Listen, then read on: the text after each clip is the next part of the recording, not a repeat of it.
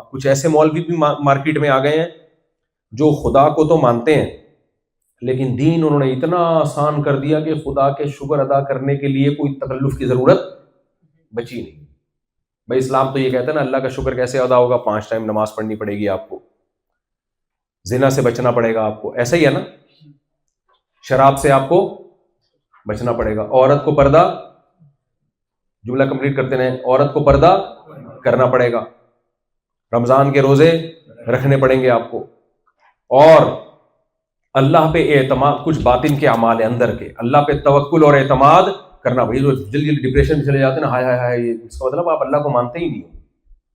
تو اللہ پہ اعتماد اور توکل کرنا پڑے گا آپ کو. بہت سارے حکام ہیں, اس کی اب میں ڈیٹیل میں جاؤں گا, بات لمبی ہو جائے گی. انشورنس گورنمنٹ کا اگر لا ہے, مجبوری ہے, تو ایک مجبوری ہے, اپنے اختیار سے انشورنس جائز نہیں ہے. سودی لین دین حرام ہے.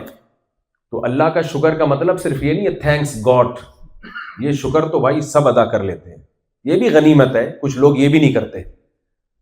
پراپر شکر یہ نہیں ہے. پراپر شکر کیا ہے؟ اللہ کے حکام کو فالو کرنا. تو اب کچھ اسکالرز مارکیٹ میں آ رہے ہیں جنہوں نے پردہ ہی ختم کر دیا. پردہ تو ایک کلچر کا حصہ تھا, ایک ایک چیز ختم ہوتی جا رہی ہے مارکیٹ سے. کسی نے بتایا کہ ایک اسکالر کی تصویر آئی ایسے کر کے بیٹھے ہوئے, پاکستانی میم بنانے میں ماہر ہے نا, اس نے لکھا کہ یہ پریشان ہے کہ 2-4 چیزیں حرام رہ گئی ہیں, کس طریقے سے حلال کروں میں. تو بھائی کچھ ٹینشن اٹھانی پڑے گی, اور اس ٹینشن میں میرے اور آپ کا ہی فائدہ ہے.